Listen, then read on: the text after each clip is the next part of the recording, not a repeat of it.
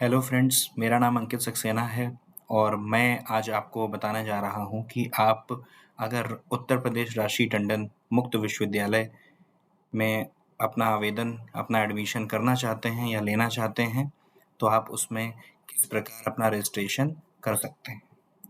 तो सबसे पहले तो आपको गूगल खोलना पड़ेगा, फिर उसमें उत्तर प्रदेश UPRTOU उत्तर प्रदेश राष्ट्रीय टंडन मुक्त विश्वविद्यालय को सर्च करना है। सर्च करते ही आपको सबसे पहला जो आइकन मिलेगा वो आपकी स्क्रीन पे दिखेगा, जिससे कि फिर आप राष्ट्रीय टंडन मुक्त विश्वविद्यालय की वेबसाइट पर जा सकते हैं। जैसे ही आप वहाँ पहुँचेंगे, वहाँ पर इंफॉर्मेशन ब्रोशर आपको दिख रहा होगा एंट्रेंस MBA MCA के लिए।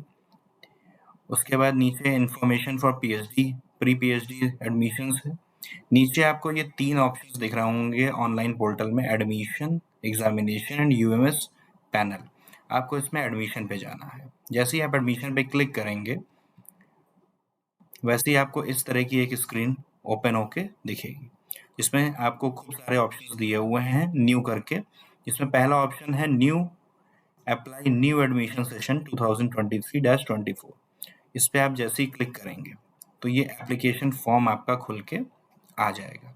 आप पूरे यूपी में जहाँ पर भी रहते हैं वहाँ का आप इसमें सेलेक्ट कर सकते हैं अपना रीजनल सेंटर। जनरली MBA के लिए रीजनल सेंटर केवल प्रयागराज है। बाकी के लिए आपको स्टडी सेंटर्स को सेलेक्ट करना होगा। अब मैं एक फॉर्म आपको भर के दिखाता हूँ कि कैसे आप उसको भरेंगे फॉर्म को। तो सबसे पहला आपका लिखा हुआ है रीजनल सेंटर नेम, जिसको क्षेत्रीय केंद्र का नाम बोलते हैं, जिसमें जैसे ही मैं सेलेक्ट करूँगा, जैसे मान लिया मैं लखनऊ में रहता हूँ, तो मैंने लखनऊ पे सेलेक्ट करके ओके कर दिया।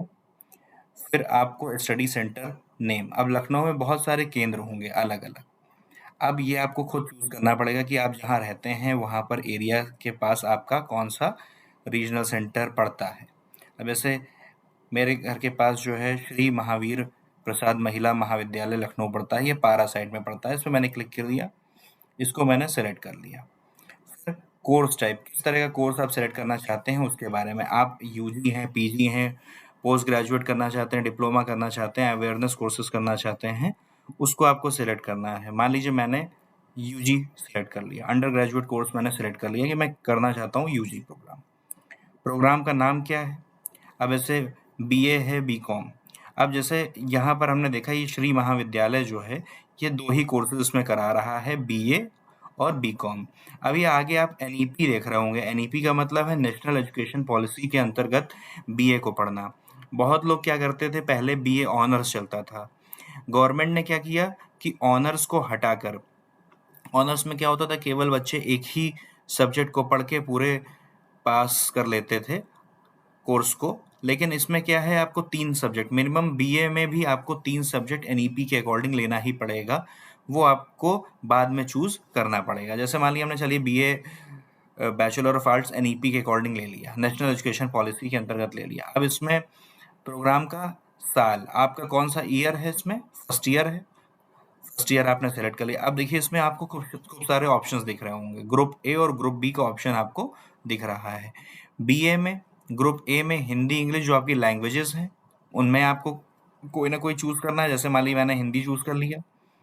फिर आपको नीचे के 2 सब्जेक्ट्स और चूज करने हैं, ancient Indian history and archaeology करिए, हिस्ट्री करिए, इकोनॉमिक्स करिए, पॉलिटिकल साइंस, एजुकेशन, सोशियोलॉजी। आपके ऊपर डिपेंड करता है आप कौन सा करना चाहते हैं। मान लीजिए मैंने एक हिस्ट्री सेलेक्ट कर लिया और एक पॉलिटिकल साइंस कर लिया। उसके बाद हमें इसमें ऐड पेपर के ऑप्शन पे जाना है। जब आप ऐड पेपर पे जाएंगे तो ये पेपर्स आपके ऐड हो गए। उसी के अकॉर्डिंग आपको यहाँ पर आपकी फीस निर्धारित होते हुए दिखेगी कि 4500 रुपये आपकी सालाना, ना कि सेमेस्टर, आपकी ये सालाना फीस है। ये आपको ध्यान रखना है इसमें। Nature of programme, oh sorry, मैं आपको बताना भूल गया। अब इसमें NEP के अंतर्गत जो है आपको सालाना नहीं, आपको सेमेस्टर फीस देनी होगी। तो इसमें जो इनका है 4500 जो है वो इनकी सेमेस्टर फीस है, मतलब कि सालाना आपको 9000 रुपये फीस इसमें देनी पड़ेगी।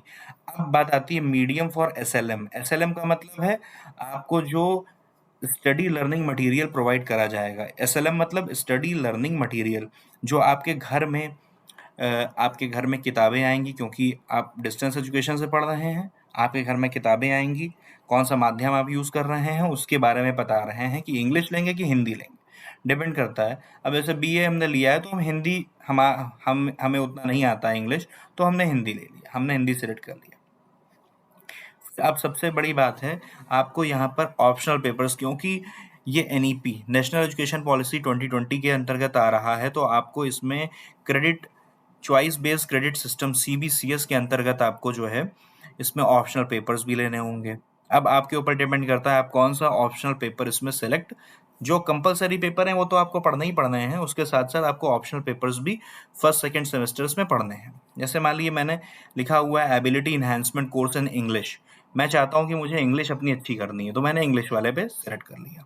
सेकेंड सेमेस्टर में आप ह्यूमन राइट्स, क्योंकि आजकल गवर्नमेंट ने कर दिया कि ह्यूमन राइट्स का या हाइजीन वाले में दो में से कोई आपको पढ़ना ही पढ़ना है। तो ह्यूमन राइट्स एंड ड्यूटीज, हम लोग की क्या राइट्स हैं क्या ड्यूटीज हैं, उसके बारे में मुझे पढ़ना अच्छा लगता है, मैंने उसको सेलेक्ट कर लिया, आगे बढ़ गया मैं। अब बात आती है, मैं अपना नाम फिल करूंगा।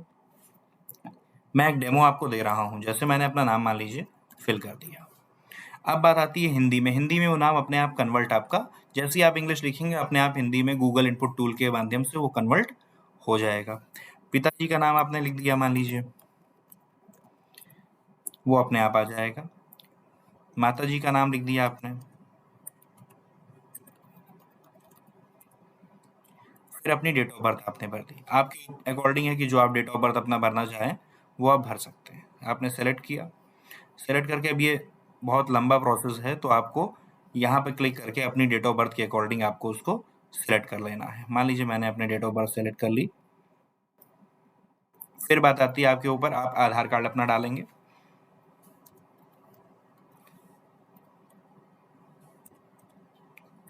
मैंने अपना आधार कार्ड डाल दिया। फिर उसके बाद आपको अपनी ईमेल आईडी डालनी है। ये सब चीज़ें कंपलसरी हैं जो आपको डालनी ही डालनी है।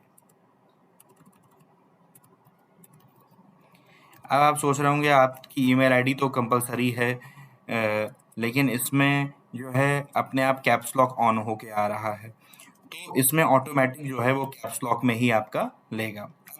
जाति आपकी कौन सी, जैसे सामान्य जाति के हैं, आपने सेलेक्ट कर लिया।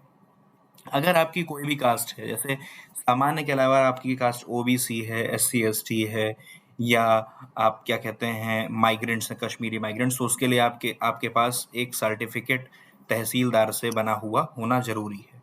अगर वो नहीं है तो उसको बनवा लिए जल्दी से, जिससे कि आप फॉर्म फिल कर सकें इजीली।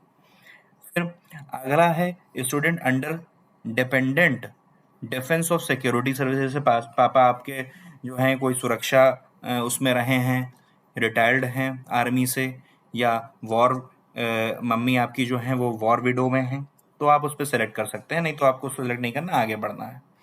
जेंडर आपने ले लिया। फिर बात आती है कि क्या आप फिजिकली हैंडीकैप्ड हैं, आपकी आंख से नहीं दिखता, आपके पैर में कोई प्रॉब्लम है, उसका भी सर्टिफिकेट आपके पास होना ज़रूरी है अगर आप उसको क्लेम करेंगे तो। फिर ब्लड ग्रुप आपके ऊपर है, जो आपका ब्लड ग्रुप है उसको आप सेलेक्ट कर लीजिए। अपना रिलीजन सेलेक्ट कर लीजिए। अपनी टेरिटरी, अब आप शहर में रह रहे हैं या गांव में रह रहे हैं, उसके अकॉर्डिंग आप अपना सेलेक्ट कर सकते हैं। नेशनैलिटी, हम लोग अगर इंडियन है, भारतीय हैं हम लोग, तो हम लोग नेशनैलिटी में सेलेक्ट करेंगे। आपको उसके बाद आपको मोबाइल नंबर अपना डालना है और आगे बढ़ जाना है। उसके बाद जो आपका एड्रेस है वो एड्रेस आपको डालना पड़ेगा।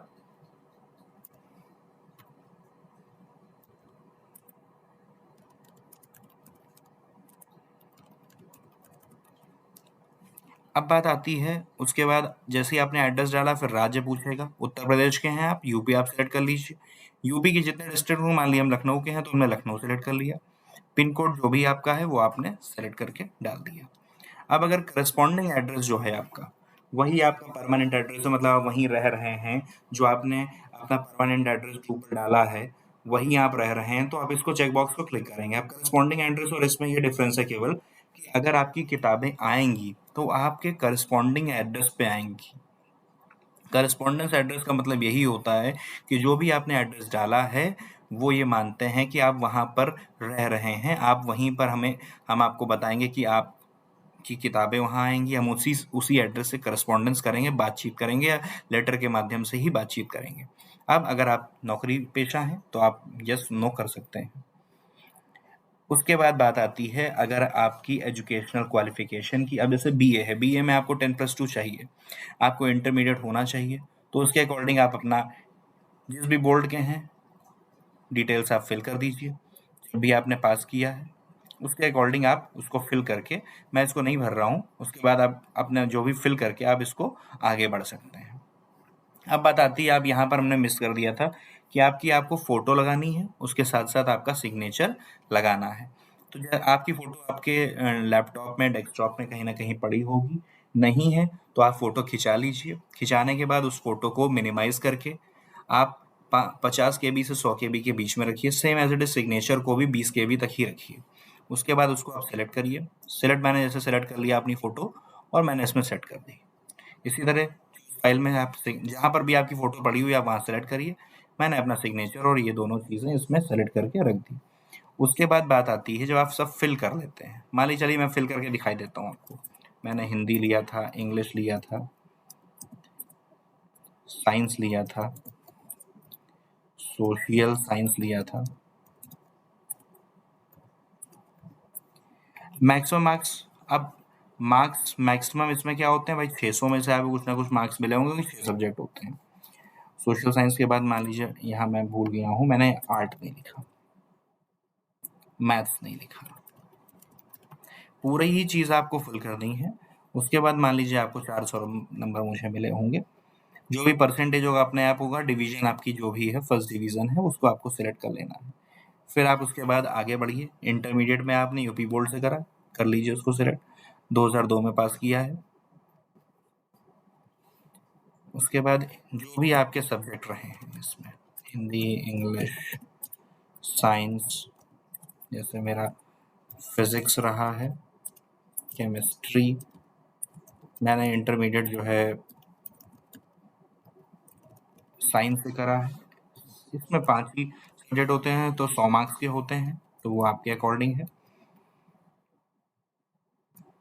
अब आप जब फिल कर लेंगे इसको, उसके बाद बात आती है अगर आपके पास कोई अन्य, आपने यूपी बोर्ड इंटरमीडिएट के अकॉर्डिंग आपका किसी साल का गैप रहा है, उस गैप में आपने कोई सर्टिफिकेट कोर्स किया है या कुछ और किया है, या आप बीए दोबारा करना चाहते हैं, तो वहाँ पर भी आप बीए के लिए अन्य, मान लीजिए बीए कोई बहुत बच्चा होता है जो सोचता है कि मैंने बीए करा, मेरे परसेंटेज अच्छे नहीं है, मैं सब्जेक्ट चेंज करके राशि टंडन से करना चाहता हूँ, लखनऊ विश्वविद्यालय की जगह कहीं और से करना चाहता हूँ, तो मैंने वहाँ अन्य में अपना भर दिया और मैं आगे बढ़ गया।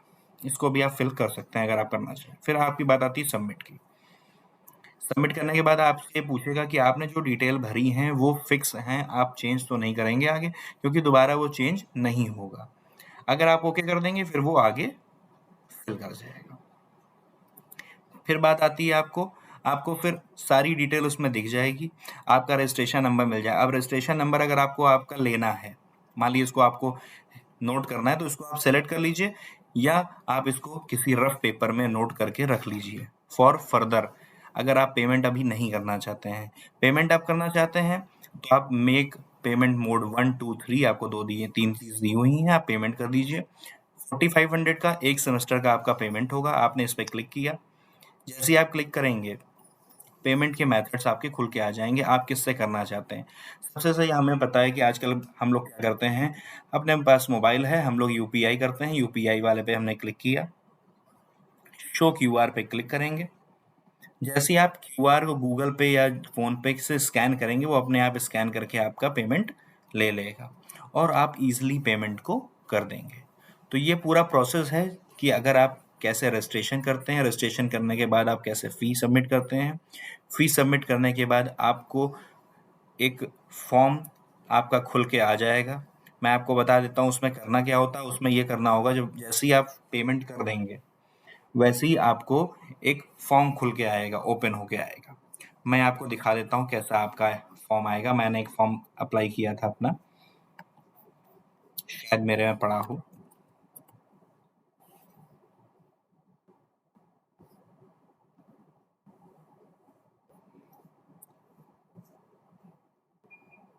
मुझे लग रहा है कि अभी नहीं है मेरे पास।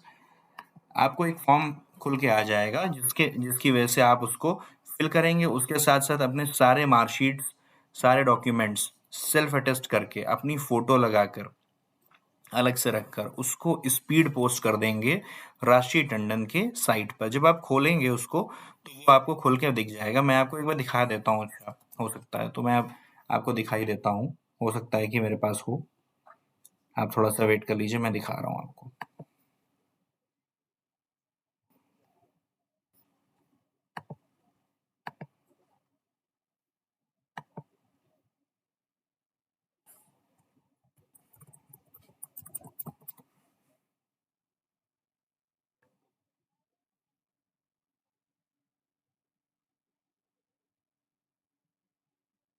मैंने एक्चुअली अपनी हर चीज़ जीमेल पर सेव करके रखी हुई है, उसके में लेबल्स बनाए हुए हैं, क्योंकि मैं मान लीजिए कभी-कभी कोई चीज़ें भूल जाता हूँ, तो वो आप लेबल्स अपना बना सकते हैं। इसके लिए भी मैं आपको एक वीडियो दे सकता हूँ कि आप जब चाहें तो आप वो चीज़ क्लियर, ये देखिए मैंने इसमें क्या हुआ है कि अपना सारी डिटेल अपनी सेलेक्ट करके इसमें रखी हुई है, चाहे वो फ़ोटो हो, चाहे सारी मार्कशीट्स हों, चाहे फॉर्म हो।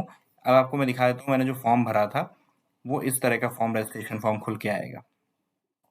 इस तरह का फॉर्म एक खुल के आएगा आपका। ओ ओपन होने के बाद आप क्या करेंगे, इसको आप स्क्रीनशॉट लेंगे, मतलब इसका प्रिंट आप लेंगे। प्रिंट लेने के बाद आपको क्या करना है, इसको सिंपली स्पीड पोस्ट आपको कर देना है अपनी साइट पर। जो उसमें आप जब फॉर्म फिल करेंगे तो वो अपने आप बताएगा कि आपको किस पे इसको भेजना है। वैसे ही आप इसको अपने सारे डॉक्यूमेंट्स लगा के और इसको आप स्पीड पोस्ट कर देंगे। तो आज के लिए बस इतना ही। अगर कोई क्वेरी हो तो आप मुझे कभी भी कॉन्टैक्ट कर सकते हैं। ठीक है? कमेंट बॉक्स में। Thank you.